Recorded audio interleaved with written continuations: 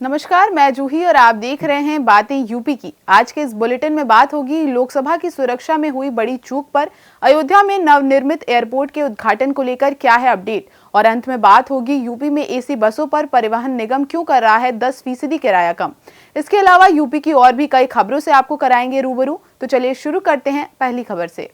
संसद की सुरक्षा में भारी चूक का मामला सामने आया है। आज लगभग 1 बजे लोकसभा की कार्यवाही के दौरान 2 शख्स दर्शक दीर्घा से नीचे कूद गए। इसके कारण लोकसभा की कार्यवाही को 2 बजे तक स्थगित करना पड़ा। जानकारी के मुताबिक एक शख्स का नाम सागर बताया जा रहा है। ये मैसूर से बीजेपी सांसद प्रताप सिन्हा के विजिटर पास पर संसद पहुंचे थे। फिलहाल संसद के सुरक्षा कर्मियों ने दोनों को हिरासत में ले लिया है। अयोध्या के श्री राम मंदिर के लिए देश का सबसे बड़ा ताला बनाने वाले अलीगढ़ के कारीगर सत्य प्रकाश शर्मा का मंगलवार को निधन हो गया। उन्हें दिल का दौरा पड़ा था। वो श्री राम मंदिर के 400 किलो का 10 फीट लंबा और 4 फीट चौड़ा ताला बना रहे थे। मंदिर के उद्घाटन से पहले इस मंदिर प्रबंधन को सौंपने वाले थे। सत्य प्रकाश कई महीनों से अपनी पत्नी और परिवार के साथ ताले को अंतिम स्वरूप देने में जुटे थे। इसी महीने इसे अयोध्या के लिए रवाना करना था, लेकिन इससे पहले ही सत्य प्रकाश का निधन हो गया। प्रदेश भर में अब लड़कियां रात 8 बजे के बाद भी कोचिंग संस्थाओं में पढ़ाई कर सकेंगी। उच्च शिक्षा विभाग ने मंगलवार 30 अगस्त को जारी किया अपना आदेश वापस ले लिया है, जिसमें लड़कियों के लिए कोचिंग संस्थानों में रात 8 बजे के बाद कक्षाएं लगाने पर रोक लगाई गई थी। राष्ट्रीय राजधानी क्षेत्र के जिलों में छात्रों ने इस आदेश का काफी विरोध किया था। अब यह आदेश रद्द होने से उन्हें बड़ी राहत मिली है। विशेष सचिव उच्च शिक्षा अखिलेश कुमार मिश्रा की ओर से ये आदेश जारी किया गया है। निर्देश दिए गए हैं कि कोचिंग संस्थानों में पुरुष व महिलाओं के लिए अलग अलग शौचालय की व्यवस्था करनी होगी। यही नहीं, कोचिंग संस्थानों में व सभी उच्च शिक्षण संस्थानों में प्रमुख स्थानों, प्रवेश व निकास द्वार, कक्षाएं, बरामदे और हॉस्टल में सीसीटीवी कैमरे अनिवार्य रूप से लगाने होंगे। प्रधानमंत्री नरेंद्र मोदी 25 दिसंबर को पूर्व प्रधानमंत्री अटल बिहारी वाजपेयी के जन्म दिवस पर अयोध्या में नवनिर्मित श्री राम अंतर्राष्ट्रीय हवाई अड्डे का उद्घाटन करेंगे। पिछले दिनों मुख्यमंत्री योगी आदित्यनाथ, केंद्रीय नागरिक उड्डयन मंत्री ज्योतिरादित्य सिंधिया और केंद्रीय राज्य मंत्री जनरल वीके सिंह ने अयोध्या में एयरपोर्ट का निरीक्षण किया था। मुख्यमंत्री ने 15 दिसंबर तक निर्माण कार्य को पूर्ण करने के निर्देश दिए थे। राज्य सरकार की ओर से 821 एकड़ जमीन उपलब्ध कराने के बाद रामनगरी में नए एयरपोर्ट का निर्माण कार्य एयरपोर्ट अथॉरिटी ऑफ इंडिया युद्ध स्तर पर करा रहा है। पहले यहां मात्र 168 एकड़ में एयर स्ट्रिप थी। महाकुंभ 2025 की तैयारियों को लेकर पर्यटन विभाग अपनी वेबसाइट को नए सिरे से तैयार करेगा। इस संदर्भ में रिक्वेस्ट फॉर प्रपोजल के जरिए कंपनी से आवेदन मांगे गए हैं। चयनित होने वाली कंपनी 3 वर्षों के लिए वेबसाइट का रखरखाव करने के साथ वेबसाइट को data encryption, search engine optimization, error free user समेत तमाम तकनीकी खूबियों से लैस करेगी। साथ ही प्रयागराज में होने वाले महाकुंभ में लगने वाली टेंट सिटी को तैयार करने के लिए आवेदन की प्रक्रिया शुरू कर दी गई है। पर्यटन विभाग की वेबसाइट को पर्यटकों संबंधी सेवाओं की एक विस्तृत श्रृंखला प्रदान करने के लिए डिजाइन किया गया है। वेबसाइट पर नए पर्यटन केंद्रों की भी जानकारी अपडेट की जाएगी। पर्यटन केंद्रों की सूचना, फोटो व वीडियो को भी वेबसाइट पर अपडेट किया जाएगा। उत्तर प्रदेश सरकार किसानों को खेती की मशीनें खरीदने पर 50% तक का अनुदान दे रही है। इन यंत्रों को हासिल करने के लिए पहले आओ पहले पाओ की व्यवस्था समाप्त कर दी गई है। अब लाभार्थी का चयन ई लॉटरी के माध्यम से किया जाएगा। ई लॉटरी में चुने जाने वाले लाभार्थी के अलावा 50% तक की वेटिंग लिस्ट तैयार की जाएगी।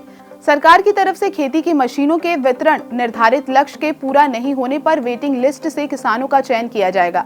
अगर आप भी योगी सरकार की इस योजना का लाभ उठाना चाहते हैं तो 14 दिसंबर से पहले प्रदेश सरकार की कृषि विभाग की आधिकारिक वेबसाइट agriculture.up.gov.in पर जाकर ऑनलाइन आवेदन कर सकते हैं।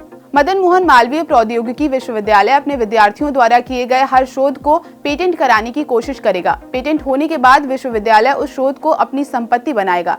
वही पेटेंट प्रक्रिया का खर्च भी विश्वविद्यालय द्वारा ही उठाया जाएगा। शोध की क्रेडिट शोधार्थी, उसके निर्देशक और फैकल्टी को दी जाएगी। पेटेंट कराने की दिशा में गंभीर पहल करने के पीछे विश्वविद्यालय का उद्देश्य रेटिंग प्रक्रिया में उनका लाभ उठाना है। शोध को पेटेंट कराने की जिम्मेदारी विश्वविद्यालय ने शोधार्थी और उसके निर्देशक की उदासीनता के चलते ली है। उत्तर प्रदेश परिवहन विभाग सर्दियों के मौसम में वातानुकूलित बसों में चलने वाले यात्रियों को कम पैसे में यात्रा कराएगा। सरकारी बसों में चलने वाले लोगों को सर्दियों के सफर का लाभ देने के लिए योगी सरकार ने किराए में 10% छूट का निर्णय किया है। परिवहन विभाग ने यात्रियों को 16 दिसंबर 2023 से वातानुकूलित बसों में इस छूट का लाभ देने की तैयारी की है।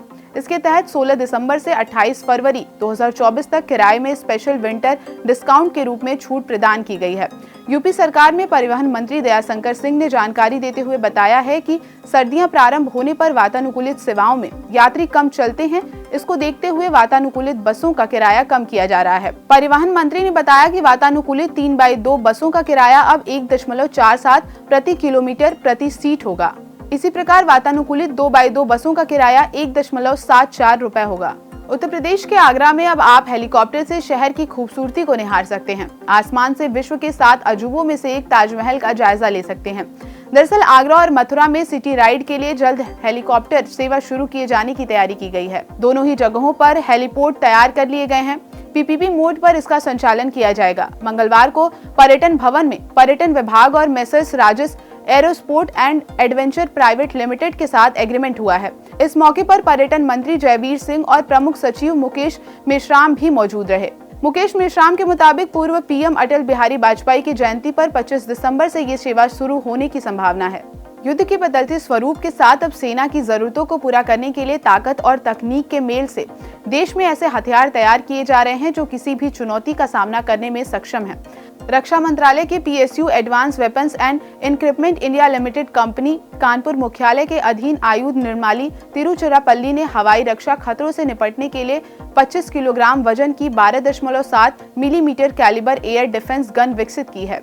ये सरहद पार से आने वाले ड्रोन और मानव रहित विमान को 1.5 किलोमीटर के दायरे में आते ही हवा में प्रति मिनट 800 राउंड गोलियां दागकर उन्हें नष्ट करने में सक्षम है।